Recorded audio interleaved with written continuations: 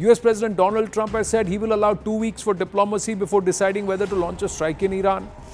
As European and Iranian officials are meeting in Geneva this Friday, the UK's foreign minister has said a window now exists to end the Middle East crisis. So some headway has it been made in the negotiations and the conversations. Though US officials are skeptical of talks, a White House official kept the door open to progress. Benjamin Netanyahu has not ruled out targeting Iran's supreme leader, saying no one in Iran should have immunity after Israel's defense minister said Ayatollah Ali Khamenei cannot be allowed to continue to exist.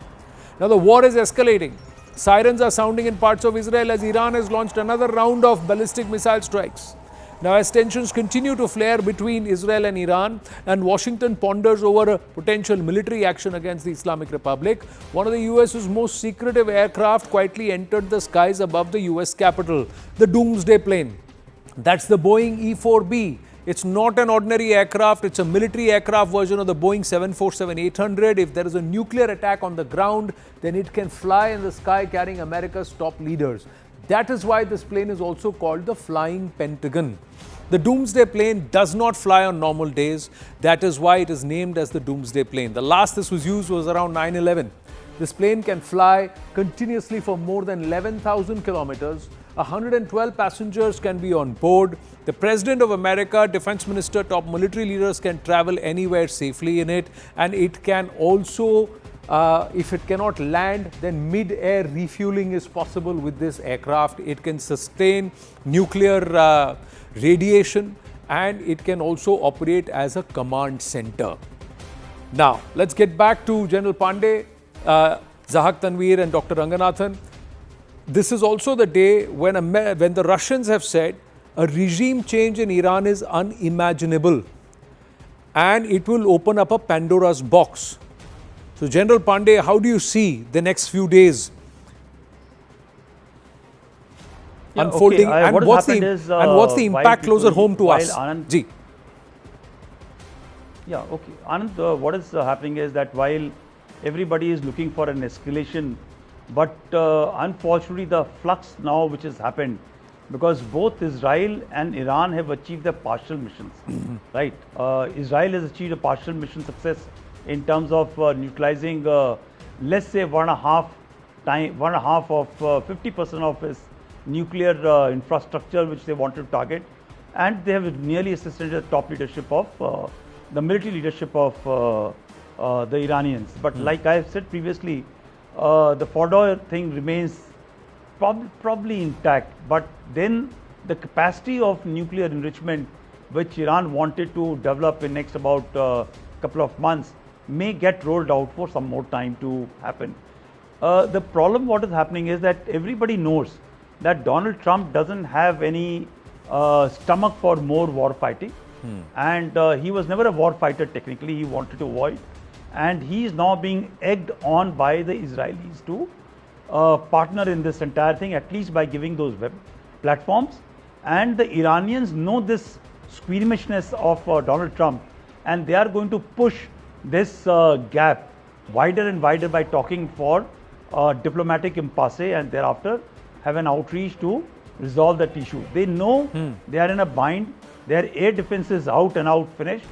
If today the B-2s, B-52s are launched, they will succeed into pointing the Fordow nuclear plant. But the catch is that is America ready to take on this? And I'm sure they can find via media to enable Israelis to happen. But the problem with Israelis is that if they are not able to do it in next 2 to 3 days time, the first salvo which went out had a great element of surprise in terms of timing and everything.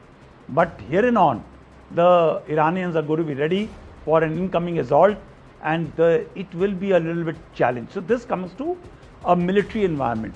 The second part is of diplomatic impasse, which I'm very, very sure that the Iranians are going to push as much as possible for a ceasefire now, right? And Israelis are not. Let's see how much our Trump can be twisted. I have a feeling that in this mid-term coming, the next set of elections coming, Trump is in a major bind. He's got about 44% support from the American population in American mandate. But even America is looking that if they are able to strike, because their political mission of regime change is unlikely to happen.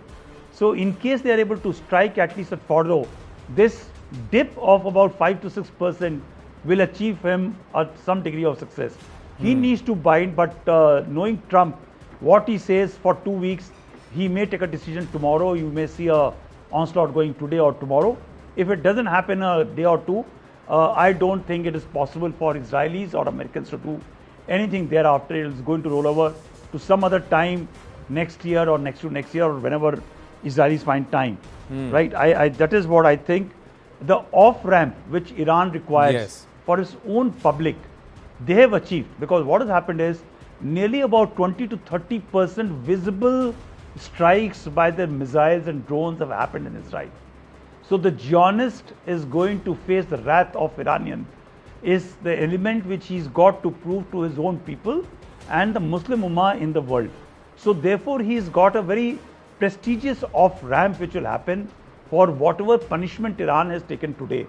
And therefore it'll be to its credit, they will be going off in a positive handle in case they are able to wrangle some degree of negotiated ceasefire now.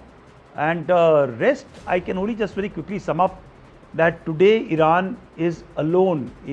Russia may say anything, China may say anything. They can only provide certain degree of missiles, certain degree of munition, but in terms of world support, Iran doesn't have any. There is no credible power which is there in the region. The Pakistanis who were talking of the friends have just had a great lunch. I am sure he's burping out airspace to the Americans and Israelis today.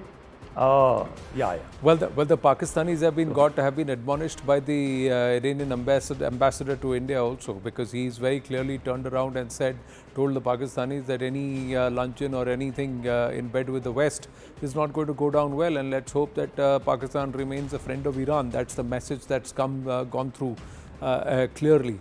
So somewhere there is a messaging that's happening. How will this shape up? Because there is this whole lot of enriched uranium which is lying with the Iranians. Now they may be sent back, and a wounded Iran may just redouble its efforts, and they may just get far more covert help from the Chinese and the Russians now to try and develop nuclear capability. If that is not seized and that's not controlled, and somewhere I think behind in Donald Trump's head when he said unconditional surrender and Iran cannot go nuclear, the message was very clear. But that's the case with Donald Trump. Every day the message is clear, but it's different. Now, will the protracted conflict hurt Bharat? Just bringing in this dynamic before I bring in Zahak Tanveer and also Dr. Ranganathan. Bharat imports over 90% of its crude needs. At $10 a barrel increase in the average price of crude oil in FY26, it will typically push up net oil imports by about $13 to $14 billion. Now, enlarging the CAD by about 0.3% of the GDP. Now, there could be an energy crisis. The Strait of Hormuz closure threatens Bharat's oil, LNG supplies. But the oil minister, Hardeep Puri, has assured that there is enough diversified supplies of crude and can source oil from alternative suppliers. So Russia is one of its biggest suppliers. If required, we'll have to buy from Chinese also. Now, the trade route, that's also a problem. If there is chaos in that region, Red Sea, Suez disruptions raise shipping costs by 15 to 20%, and that's somewhere about 6,374 crore. That's the rice exports to Iran. 20,000 to 25 tons of tea goes to Iran. About $3.76 billion trade with Israel, that will also be at risk. There may be a diplomatic strain too. Balancing Israel and Iran ties risks Bharat's regional influence. Over 8 million Bharatiya live in the Gulf region. A prolonged conflict increases risks to their safety and livelihoods too, and potentially leading to evacuation crisis and remittance shocks. By the way, nearly 1,000 Bharatiya will be back in 3 Mahan Air flights. So it's an Iranian special effort. They're opening up their skies later tonight and through the day. Tomorrow, about 1,000 Bharatiya will be back home. Now, the Indo-Iranian Chabahar port project, crucial for trade access to Afghanistan and Central Asia, could also face setbacks or international sanctions pressure if tensions escalate. Zahak Tanveer and then Dr. Ranganathan. Yeah, thank you so much, Anand. As we were talking about Mr. Pandey mentioned about the regime change aspect. So I'd like to touch that regime change aspect as well. Sure. And we discussed this yesterday as well. That regime change, as we talked, that it's not easy in Iran to have the regime change. But at the same time, what the world powers are doing right now, as Mr. Pandey mentioned, that Iran doesn't have any, world support as of now, and the Britain and French and also the Germany is E3. They're just pushing for the negotiations, and Iran is also okay for the negotiations, but Iran is not okay for the zero enrichments. So they're not okay for the zero enrichments, and they have learned from Gaddafi. Gaddafi gave up the nuclear plans, and also the Saddam. He gave up the plans, but what happened after giving up the nuclear plans? They were dished and they were killed. So Iran knows about it. And when we talk about the Iranian military, so they have like three layers of military: the Artesh military, the IRGC, and the third one is the Basij militia. So they control the entire Iran. We know that there are a lot of people inside Iran who wants the regime change, but the military and the militia control the deep state. It's very difficult to have the regime change. And in fact, the Israeli President Herzog, he clearly mentioned yesterday that Israel is not looking for the regime change as of now. If regime change happens, that it's good for the Iranians. That's what he mentioned. But even Israel is not looking for the regime change. But what Israel is right now looking for, as Mr. Panze also mentioned, that they want the Farda to be destroyed and demolished completely, and once Farda is done, then I think Israel's job is done. And Israel is the only entity in the entire Middle East which can control the entire Iranian militia and entire militia, the entire Iranian terror infrastructure. So no other country can handle Iran as of now. So the pushing point of view, the first one is to end the ballistic missile support.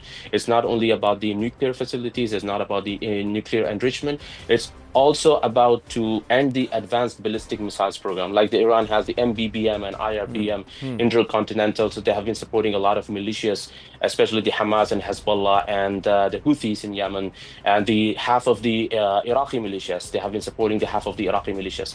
So right now, what U.S. and Israel want from the Iran is that to stop the ballistic missile program. And the second thing is to disband the militias which are operating in the Middle East. And obviously, Iran is okay for the negotiations, but they're not okay for the zero enrichments. That's my observation. So, but what kind of negotiations if there is no zero, if it is, if they don't agree to zero enrichment? And will Israel use this time to try and continue to pound Iran's installations and also attack not just their intelligence, their military capabilities, but also somewhere target some of their militia, their Iran-sponsored militia, to try and wipe out as much of the Hydra as they can, or chop off as much of the Hydra heads as they can? Dr. Ranganathan, the impact on Bharat also is important to consider. Ji, your thoughts? Absolutely. Just a couple of points out here, Anand. As they say, the adage goes, a week is a long time in politics. 2 weeks is an eternity in a war. So when Trump says his decision to join or not to join will be taken after 2 weeks, I'm afraid that'll be too late. I think he's gonna. General Pandey is right. He is going to have to make the decision because Israel also is now feeling the pinch. To be honest with you, there are a lot of Iranian missiles that are slipping through the Iron Dome and other air defenses. So that is a worrying factor for Israel. So I think America has to make that decision sooner than later. And ironically, I speak as a layman out here. If it does, that is exactly what Putin is waiting for. It will be a godsend for him if America joins the war because he's going to use this war as a lever to manipulate the machinations of the Ukraine-Russia war. Remember that if the West and America had not supported Ukraine in the war with Russia, Right. then Russia would have completely run over Ukraine. It hasn't done so.